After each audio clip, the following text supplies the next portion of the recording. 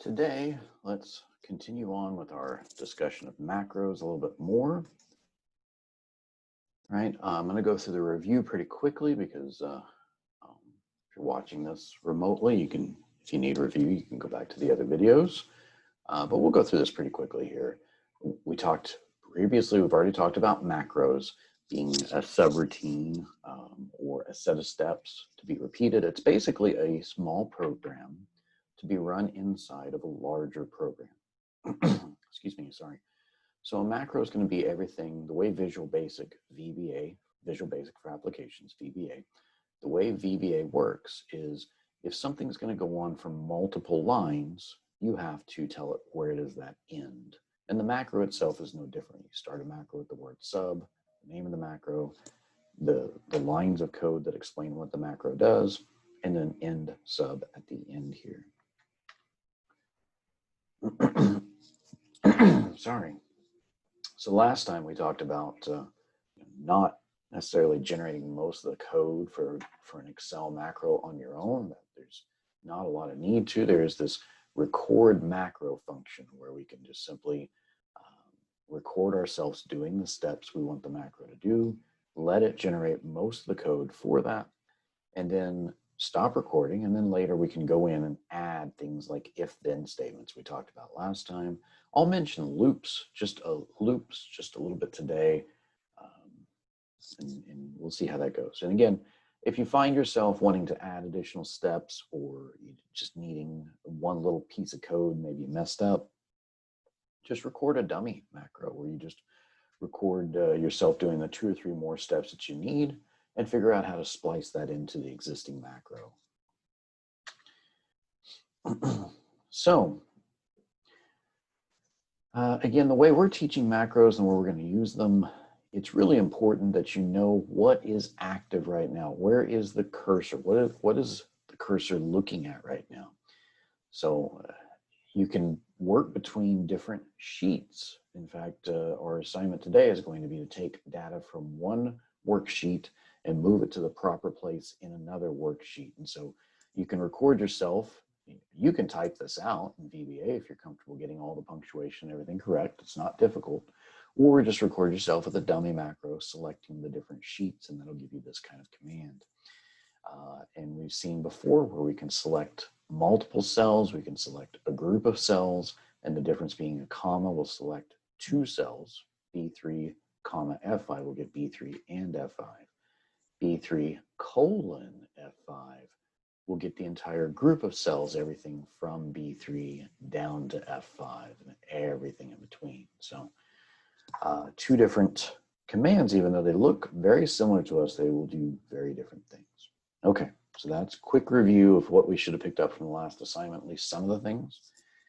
Something that's new. We mentioned briefly last time this idea of the use relative references button.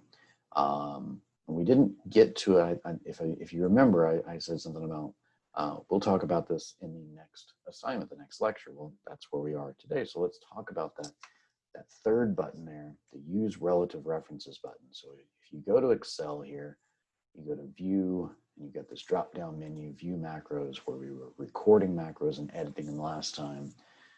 Let's talk about this button here. So the use relative references button.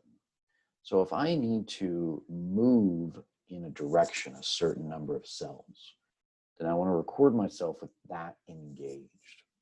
If I want to record myself selecting a specific location, I want to make sure that's not engaged. Now, if you just click on it here, and you look, did it do anything? Did we actually change anything? Well, not a whole lot.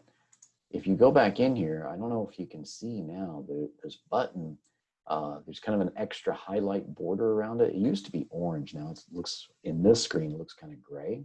I don't know what color that looks like to you. If I click it a second time, that turns it back off. So it's just a switch you can turn on and off. And it's not real obvious whether it's on or off. Sometimes you just have to look at the code, but there will be a difference in that icon. So I've clicked on it now a 4th time. That's on, off, on. I guess I clicked on it a 3rd time now, okay? So it's on, it's engaged right now. If I'm to record a macro, and we'll just record us another smile macro. I'm going to set this one to Control K. We'll run this every time I push Control and K together. And again, I've got the use relative references engaged. Now I can turn it. I can come back up here and turn it off if I want to, or I can turn it back on, and that's okay. You can turn it on and off while you're recording, but you have to try to think about what are you telling the computer when it's on and what are you telling the computer when it's off. So right now my cursor has started in A1. Now, if you didn't start in A1, wherever your cursor's at, just leave it. And for me, I'm going to move down over here to C3 from A1. I'm going to go home and paint can that. No fillet black or fillet black. I'll go over now to E3. I'm going to paint that black. We'll go D5, paint that black. And you guys know the drill. It's your macro. You do whatever you like, but this is kind of a quirky little thing to start with. Okay, so we did this last time. Looks very much like what we did last time. Now the last thing I'm going to do is put my cursor back over here. Since I started in A1, I'm going to move down here somewhere in column A, down a little ways. Okay, so just as long as I finish somewhere in the same column I started at and the lower height, we should be just fine. I'm going to stop recording. So go back to View, Macro, Stop Recording, and let's go look at that guy. So if I edit this smile macro, that brings up the VBA window. Now remember last time we did this, we got this first command said something like range C3 select, right? Or I think it was we started in C5 last time. Here we started in C3. This does not say range C3 select. I didn't select cell C3. I ran this macro with the use relative references engaged, so I get something different. Active cell, that's kind of like selection. It's whatever's highlighted right now, whichever cell is highlighted in the lead cell in the highlighted area. So active cell from the current highlighted cell offset, that means move. And this is going to be row, comma, column. So this is down 2 rows, to the right 2 columns. So down here in the first one, down is positive, and then to the right is positive. So up would be here, up would be negative, and here left would be negative. Okay, so move down 2 rows, move to the right 2 columns, and do the normal color, the cell black code. And then the next one is same thing, active cell where you're at right now, offset 0 rows, 2 columns to the right. That's the new select. You don't necessarily have to have this command here. In fact, you can delete those. It's a lot of, it doesn't hurt anything for that range A1 to be there. You don't actually select out, say cell A1. We could talk about why it's there. It's not really important to what we're doing.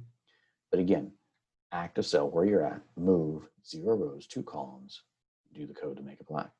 And then this next one, this is active cell offset. This is 2 rows down. This is -1 column, so that's 1 column to the left. Okay, and you can see it just kind of moves around. And so if we go back to Excel then, and again, remember I set that to Control K. So if I push Control K and run that macro again, notice what it does. And if I zoom out so you can see it, it doesn't matter where I put my cursor. I've programmed it to move down, draw a smiley face, and then move back. And so that's what it will do no matter where it's at. That's pretty neat, huh? So when do you use that? Well, sorry. When do we use that? Well, notice you're getting a couple of different commands here. If you want to select, for example, say we want to select cell B2. Right? So if I want to select cell B2, I'm going to try something here. Right? So let's zoom in. Let's make a new sheet. Right? So let's go record macro. We'll just record macro 2. And let's watch it record. I think we can do that. Okay, yeah, so we can actually watch macro 2 record.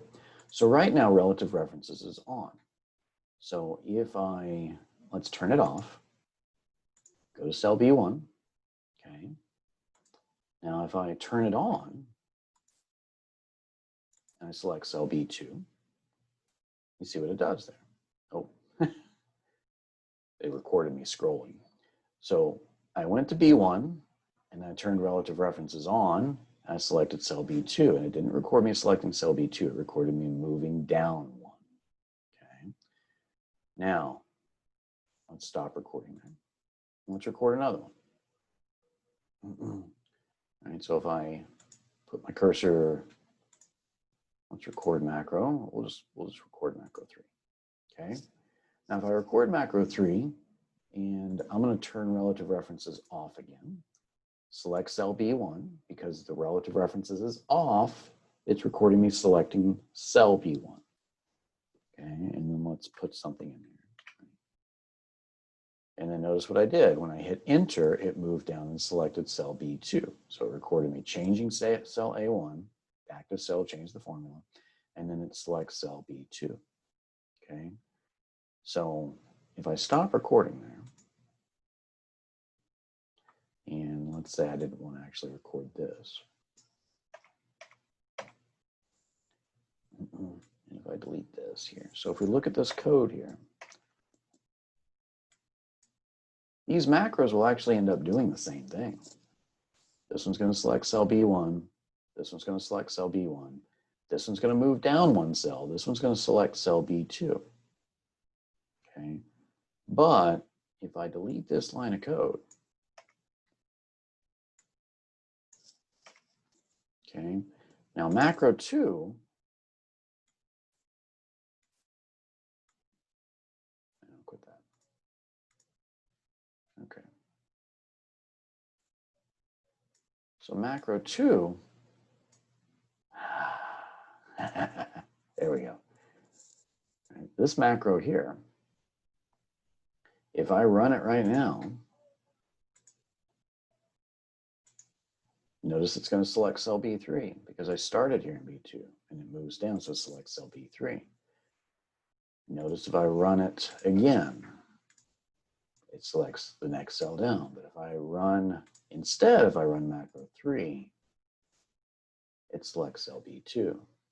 So two different codes can actually do the same thing, but mean something different. And that's kind of the point that I'm trying to get across here is this command will select cell B2. It will only move the cursor down if you started in B1. This command will move the cursor down. It will only select cell B2 if you start in B1, but you could start anywhere, right? You can put the cursor anywhere and run macro 2 and get it to move down one. Right, so two different commands, and that's based on whether this is engaged or not. If you need to select a specific location, record without this on. If you need to record yourself moving to a different location, turn this on to record.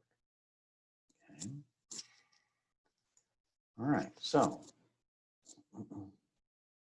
I'm going to break this video. I'm going to break this up into a couple of videos, and we're going to do this one on the next video, okay? So I'm going to stop here, and we'll pick up on the next one.